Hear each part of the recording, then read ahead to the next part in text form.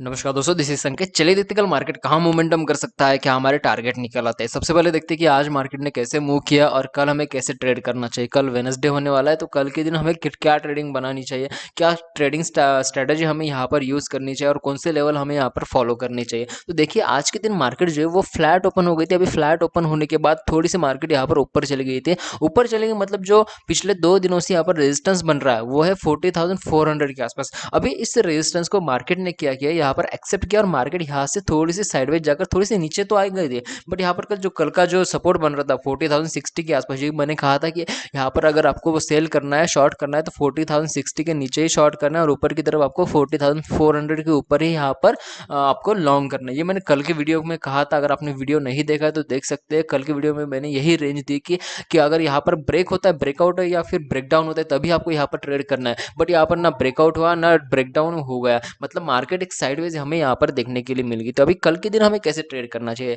देखिए मार्केट अभी क्लोज हुई है 40,300 के आसपास क्लोज हुई है। अभी 40,300 के आसपास क्लोज हुई है और ऊपर की तरफ जो रेजिस्टेंस बन रहा है वो है 40,400 के आसपास।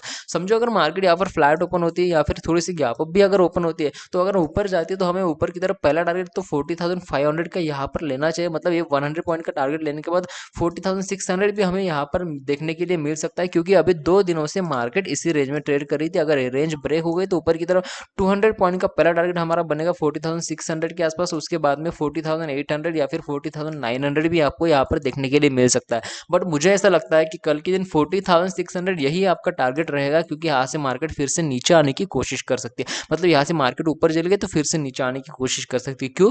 क्योंकि परसों के दिन expiry, weekly expiry, first month की फर्स्ट एक्सपायरी, तो यहाँ से हमें एक अच्छा खासा मोमेंटम ऊपर की तरफ देखने के लिए मिल सकता है। अगर यहाँ पर साइडवेज मार्केट रहती है तो आपको समझ में आएगा ऊपर की तरफ कौन सा टारगेट आपका बनेगा। 40,600 ये टारगेट बनेगा, क्योंकि ये जो रेजिस्टेंस यहाँ पर बन रहा है, ये अगर ब्रेक होता है तो डेफिनेटली हमें ऊपर की तरफ 200 पॉइंट का टारगेट यहाँ पर लेना चाहिए। आपका रिस्क टू रिवॉर्ड रेशियो यहाँ पर होगा 70-80 पॉइंट का, यहाँ पर स्टॉप लॉस होगा 200 पॉइंट का आपका टारगेट होगा। मतलब रिस्क टू रिवॉर्ड 1:3 या फिर 1:4 के आसपास आप यहाँ पर ले सकते हैं। तो आपको समझ में आ गया ऊपर की तरफ कैसे ट्रेड करना चाहिए। नीचे की तरफ अगर मार्केट आती है, समझो फ्लैट ओपन होती है मार्केट या फिर गैप डाउन भी अगर मार्केट यहाँ पर ओपन होती है, यहाँ पर अगर गैप डाउन ओपन होती है, फ्लैट ओपन होती है, तो यहाँ पर क्या हो सकता है, मार्केट थोड़ी सी इसी रेंज में ट्रेड करने की कोशिश कर सकती है। मतलब जो आज की जो रेंज यहाँ पर बन गई, इसी रेंज में मार्केट अभी ट्रेड करने की कोशिश करेगी कल के दिन, क्योंकि परसों के दिन एक्सपायरी होने वाली है इसलिए।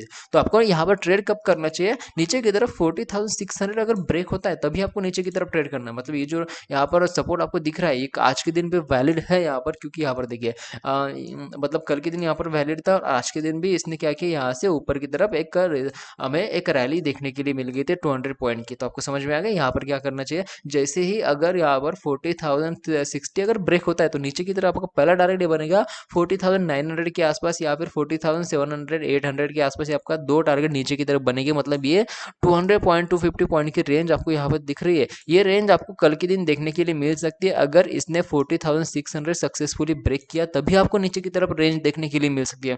आपका टारगेट क्या बनेगा यहाँ पर 39,800 के आसपास। ये आपका पहला टारगेट यहाँ पर देखने के लिए मिल सकता है। यहाँ पर आपको क्या करना है, जो अगर मार्केट नीचे आती है तो यहाँ से ऊपर जाने की कोशिश कर सकती है, क्योंकि एक्सपायरी में पहले भी बोल चुका हूँ कि एक्सपायरी यहाँ पर आपको एक साइडवेज मार्केट कल के दिन देखने के लिए मिल सकती है, अगर परसों के दिन हमें एक अच्छी खासी ट्रेंडिंग मार्केट देखनी है तो। अदरवाइज अगर कल के दिन ही अगर ट्रेंडिंग मार्केट हमें देखने के लिए मिल गई ऊपर की तरफ या फिर नीचे की तरफ, तो आपको परसों के दिन एक साइडवेज मार्केट देखने के लिए मिल सकती है। अगर समझो कल के दिन अगर ट्रेंडिंग मार्केट हमें देखने के लिए मिल गई तो यहाँ पर आपको क्या करना है, जैसे 40,400 आपको जैसे ही ब्रेक होता है ऊपर की तरफ, तो आपको पहले टारगेट तो आपको पता है कि 40,600 के आसपास। उसके बाद में आपका जो स्टॉप लॉस है वो आपको ट्रेल करते हुए चलना है। अगर आप रिस्क ट्रेडर है तो आपको यहाँ पर स्टॉप लॉस ट्रेल करते चलना है। अगर आप सेफ ट्रेडर है तो आपको यहाँ पर क्या करना है, जो आपका पोजीशन है वो एग्जिट करनी होगी 200 पॉइंट लेकर, क्योंकि यहाँ से मार्केट कभी भी नीचे आने की कोशिश कर सकती है।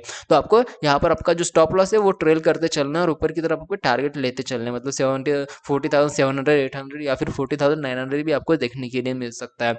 नीचे की तरफ भी अगर मार्केट ट्रेंडिंग देखने के लिए मिल जाती है तो नीचे की तरफ 40,060 जैसे ही ब्रेक होता है तो पहला टारगेट तो आपको पता है कि 39,800 के आसपास। उसके बाद में भी अगर मार्केट ट्रेंडिंग नीचे की तरफ रहती है तो आपका दूसरा टारगेट यहाँ पर बनेगा 39,600 के आसपास। ये 200 पॉइंट का फिर से टारगेट देखने के लिए मिल जाएगा। उसके बाद में 39,400 500 ये आपके टारगेट यहाँ पर बन सकते हैं, अगर ट्रेंडिंग मार्केट हमें नीचे की तरफ देखने के लिए मिल गई तो। आपको समझ में आ गया बैंक निफ्टी में कैसे ट्रेड करना चाहिए। अभी देखते हैं कि निफ्टी के कैसे ट्रेड करना चाहिए। उसके पहले अगर आपको वीडियो अच्छी लगी तो डेफिनेटली लाइक कीजिए और चैनल को सब्सक्राइब भी कीजिए और आपके फ्रेंड के साथ शेयर भी कीजिए। तो अभी देखते हैं कि निफ्टी में कैसे ट्रेड करना चाहिए। निफ्टी का मैं यहाँ पर 15 मिनट का चार्ट लगाता हूँ। 15 मिनट के चार्ट में जो आपको यहाँ पर दिख रहा है, ये आपकी जो मार्केट है आज के दिन फ्लैट ओपन हो गई थी। फ्लैट कहाँ पर ओपन हो गई थी? 17,400 के आसपास ओपन हो गई थी। मैंने कल क्या कहा था कि अगर ये जो आपकी यहाँ पर ट्रेंड लाइन बनी हुई है 17,420 के ऊपर, इसके ऊपर अगर सक्सेसफुली अगर मार्केट ब्रेक करता है ये ट्रेंड लाइन को, तभी आपको ऊपर की तरफ जाना है, अदरवाइज यहाँ पर ट्रेड नहीं करना है आपको।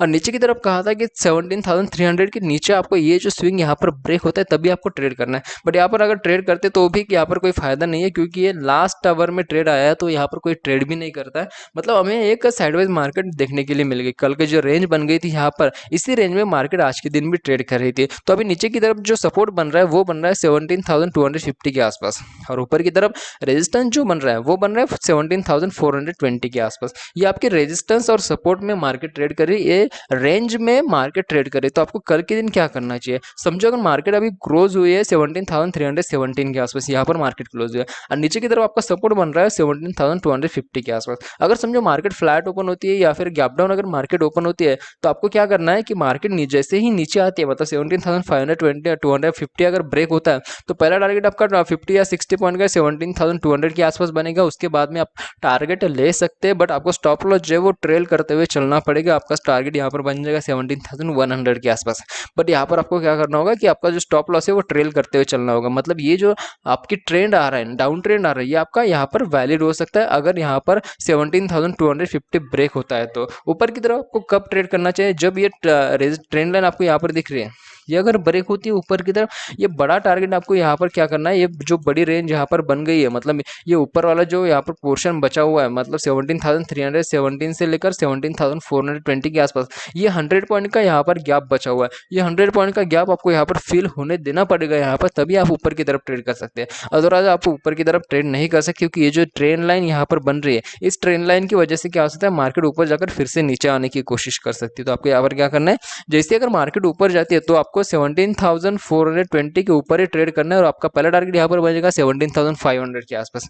ये आपका पहला टारगेट यहाँ पर देखने के लिए मिल जाएगा। उसके बाद में 550 और 500-600 ये आपका टारगेट यहाँ पर 17,600 यहाँ पर टारगेट आपको देखने के लिए मिल जाएगा। तो आपको समझ में आ गया कि कैसे ट्रेड करना चाहिए, ऊपर की तरफ या फिर नीचे की तरफ। नीचे की तरफ मार्केट आती है तो फिर से ये जो ट्रेंड यहाँ पर चल रहा है आपका, ये ट्रेंड यहाँ पर फिर से हमें देखने के लिए मिल सकता है। अच्छा खासा ट्रेड आपको यहाँ पर मिल सकता है। नीचे की तरफ आपका टारगेट बनेगा पहला 17,200 के आसपास, उसके बाद में 17,100 भी आपको देखने के लिए मिल सकता है। ऊपर की तरफ ये टारगेट आपके यहाँ पर देखने के लिए मिल सकता है। 200 पॉइंट का ये जो यहाँ पर गैप है ये फील हो सकता है, मतलब यहाँ से मार्केट ऊपर जाने की कोशिश कर सकती है। तो आपको समझ में आ गया निफ्टी और बैंक निफ्टी में कैसे ट्रेड करना चाहिए।